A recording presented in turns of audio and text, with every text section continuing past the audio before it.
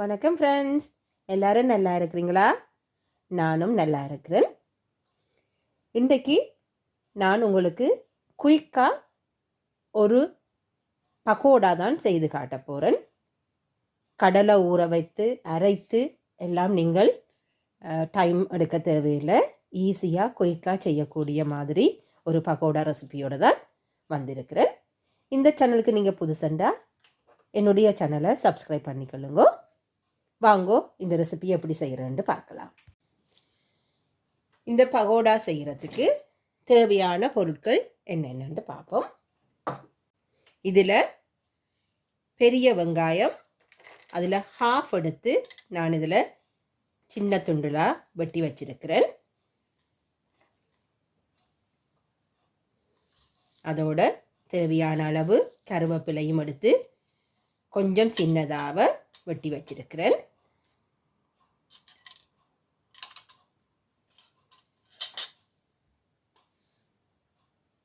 ரெண்டு பச்சை மிளகாய் குறுநலாக அரிந்தது,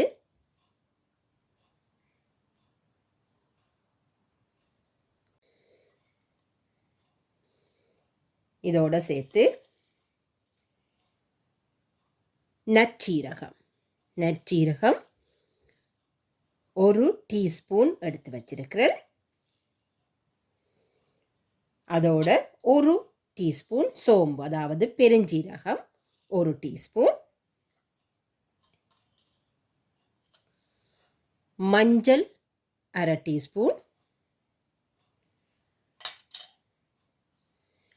தனி சில்லி பவுடர், நாங்கள் கறிக்கெடுக்கிற பவுடர் இல்லை, தனி சில்லி பவுடர் ஒரு டீஸ்பூன், அதோட ஒரு 1/4 டீஸ்பூன் அளவு பெருங்காயத்தூள் எடுத்து வச்சிருக்கிறேன்.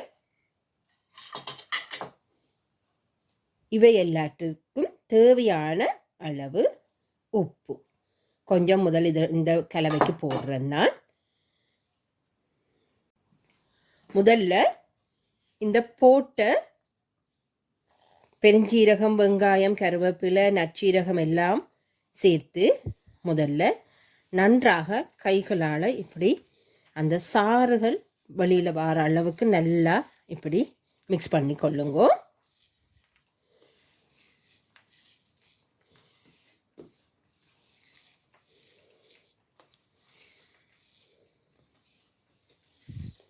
நல்லா அந்த வெங்காயம் கூட நல்லா தண்ணியை வெளியில் வர அளவுக்கு நீங்கள் இதை பிழிந்து கொள்ளுங்க.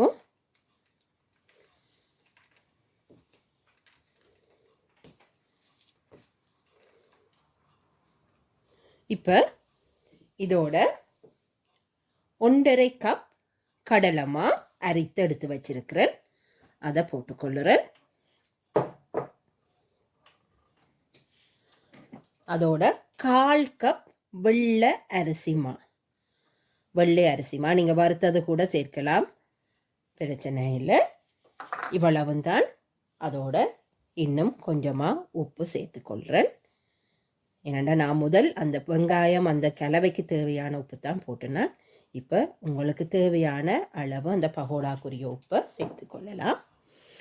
முதல்ல இதை நீங்கள் குழைக்க வேண்டியது விரலால் மட்டும். இதை முதல்ல அந்த வெங்காயம் அதுகளோடு சேர்த்து கொஞ்சம் அழுத்தி அதை பிரட்டி கொள்ளுங்கோ. பாருங்கோ, இப்படி கைகளால் அந்த கலவைந்த சாறு இதோடு சேர்ற மாதிரி நான் இப்போ உதிர்த்தி இதை நான் மிக்ஸ் பண்ணிட்டேன். இப்போ கொஞ்சமாக தெளித்து மட்டும்தான் நான் இதில் தண்ணி சேர்க்க போகிறேன். ஒரு நாளும் நிறைய விட்டு அதை அப்படியே தண்ணி தன்மையாக எடுக்க வேண்டாம். பாருங்கோ, முதல்ல ஒரு கையளவு நான் இப்படி தெளித்து போட்டு விரலால் மட்டும்தான் நான் முதல் இதை மிக்ஸ் பண்ண போகிறேன்.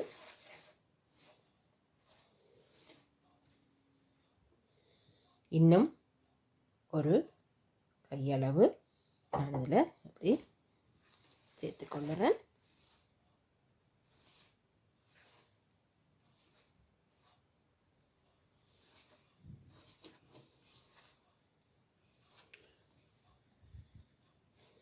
பாருங்கோ, இதுவே கொஞ்சமாக இப்படி எங்களுக்கு கொஞ்சம் திரண்டு வர தொடங்குது.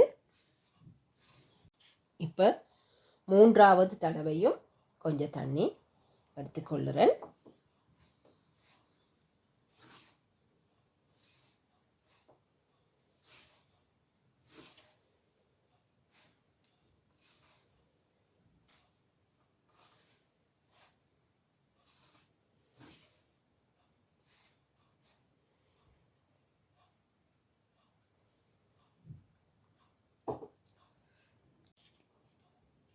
இப்போது 4வது தடவை நான் எடுக்கிறேன். இதுக்கு மேலே எனக்கு தேவை வராதுன்னு நினைக்கிறேன்.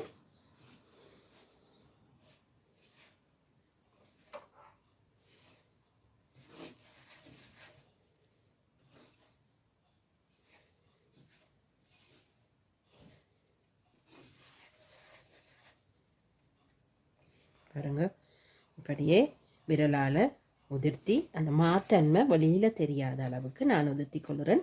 அமர்த்தி இதண்டு குலைக்கையில் நான் கூடுதலாக அழுத்தி குலைக்க வேண்டாம்.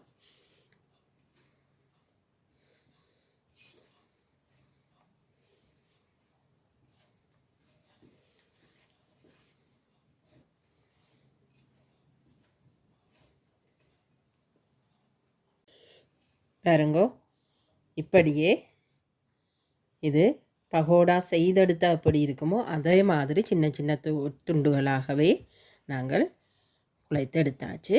இனி இதை நாங்கள் எண்ணெயில் போட்டு பொரித்து எடுக்க வேண்டியது தான். இதில் தேவையான அளவு எண்ணெய் விட்டு இதில் ஹீட் பண்ணி இருக்கிறேன். இப்போ அந்த குழைத்து வைத்த பகோடா மிக்ஸை நான் கொஞ்சம் கொஞ்சமாக இதில் சேர்க்க போகிறேன்.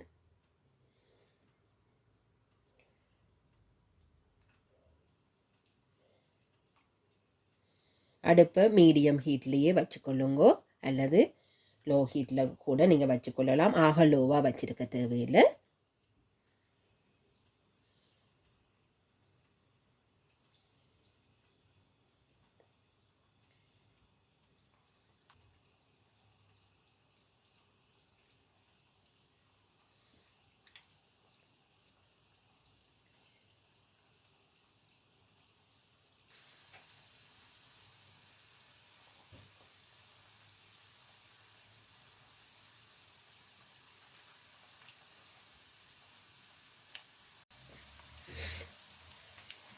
பாருங்கோ, இது எரிந்து விடாமல் எல்லாம் ஒரே கலராக வந்து கொண்டிருக்குது. கொஞ்சம் எல்லாம் மிதந்து வந்து சிவந்த கலருக்கு வரைக்குள்ள நாங்கள் இதை எடுத்துக்கொள்ளலாம்.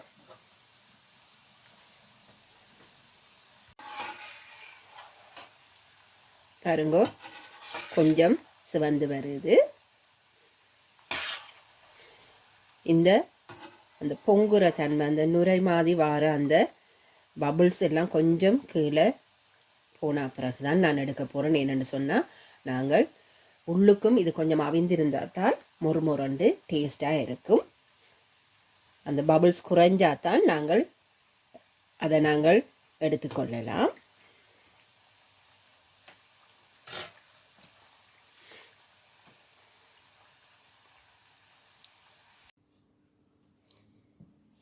நான் இன்றைக்கு செய்த பகோடா எவ்வளவு கிறிஸ்பியாக வந்திருக்குன்னு பார்க்கலாம் வாங்கோ. பாருங்கோ, நல்ல கலகலண்டு கிறிஸ்பியான முறையில் இந்த பகோடா வந்திருக்குது. உண்மையிலே எனக்கு ஒரு 15லேருந்து 20 நிமிஷம்தான் எடுத்தது இதை பொரித்து மிக்ஸ் பண்ணி பொரித்து எடுக்கிறதுக்கு. பாருங்கோ, திடீரென்று வீட்டுக்கு விருந்தினர்கள் வந்தால் கூட நீங்கள் இதை ப்ரிப்பேர் பண்ணி வச்சுக்கொள்ளலாம். அவர்கள் வந்தால் கொடுப்பதற்கு எதுவுமே வீட்டை இல்லை என்று நீங்கள் யோசிக்க தேவையில்லை. எப்போவுமே ரெடிமேட் தான் தேவை என்று சொல்லி இல்லாமல் உங்களோட முயற்சியிலையும் சிலதை நீங்கள் செய்தால் சத்தலாம்.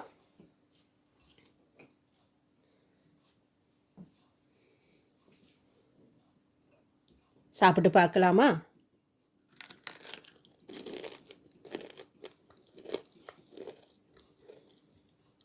மீண்டும் இன்னொரு வீடியோவில் உங்களை சந்திக்கிற வரைக்கும் தேங்க்யூ பாய்.